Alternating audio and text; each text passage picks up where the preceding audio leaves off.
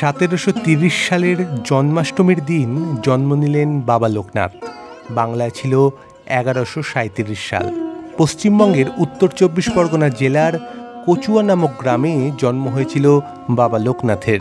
তবে লোকনাথ বাবার এই জন্মস্থান নিয়ে রয়েছে একাধিক মতান্তর।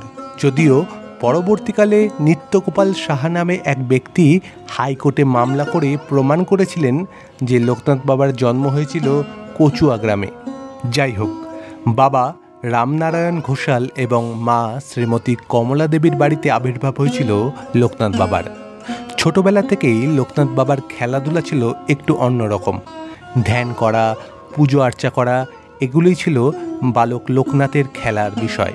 এবং তার খেলার সঙ্গী ছিল একজন বালিকা। সেই বালিকার সাথে একদিন খেলতে খেলতে বাবা লোকনাথ ভাবাবিষ্ট হয়ে গেলেন। চোখের পাতা একেবারে পড়ছে না, শ্বাস প্রশ্বাস পড়ছে কিনা বাইরে থেকে বোঝা যাচ্ছে না। একেবারে জড় পদার্থের মতন স্থির হয়ে আছেন বালক লোকনাথ। এই দেখে বালিকা সঙ্গিনীটি ভয় পেয়ে গেলেন এবং লোকনাথের বাবা স্বয়ং এই বিষয়টিকে লক্ষ্য করলেন। তিনি সঙ্গে সঙ্গে লোকনাথকে নিয়ে গেলেন ওই গ্রামেরই একজন মহাপণ্ডিত, শাস্ত্র অনুরাগী মানুষ ভগবান গাঙ্গুলির কাছে। লোকনাথের বাবা ছোটবেলা থেকেই চাইতেন যে লোকনাথ সন্ন্যাসী হোক, এবং ভগবান গাঙ্গুলিকেও লোকনাথের বাবা সেই কথাটি জানান।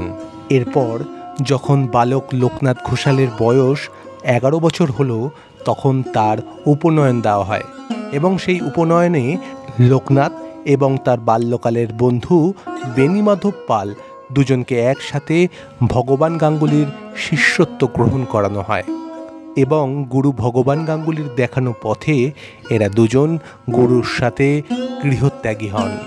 ভগবান গাঙ্গুলি দুই শিষ্যকে নিয়ে চলে গেলেন কালীঘাট।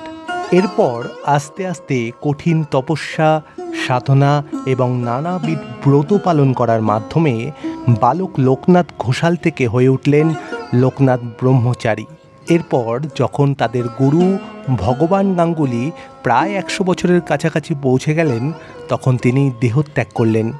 কিন্তু দেহত্যাগ করার আগে তার দুই প্রিয় শিষ্যের ভার দিয়ে গেলেন তৈলঙ্গ স্বামীর উপর। তৈলঙ্গ স্বামীর কাছে তারা দুজনেই যোগ শিক্ষা গ্রহণ করলেন। এরপর বেণীমাধব পাল এবং লোকনাথ ব্রহ্মচারী দুজনে মিলে শুরু করলেন দেশ ভ্রমণ। আরব থেকে আফগানিস্তান, চীন, নানা দেশে ঘুরে বেড়াতে লাগলেন দুজনে। অবশেষে দুজনের পথ হলো আলাদা। বেণীমাধব পাল কামাখ্যার দিকে গেলেন এবং লোকনাথ বাবা পৌঁছলেন বাংলাদেশের নারায়ণগঞ্জের বারোদি গ্রামে এবং সেখানে থাকতে শুরু করলেন। ধীরে ধীরে লোকনাথ বাবার অলৌকিক ক্ষমতার প্রকাশ ওই গ্রামের আশেপাশে বিভিন্ন দিকে ছড়িয়ে পড়তে লাগলো। সবাই আস্তে আস্তে লোকনাথ বাবার শিষ্য হতে শুরু করলেন এবং তার জীবনের শেষ দিন অবধি তিনি থেকে গেলেন ওই বারোদি গ্রামেই।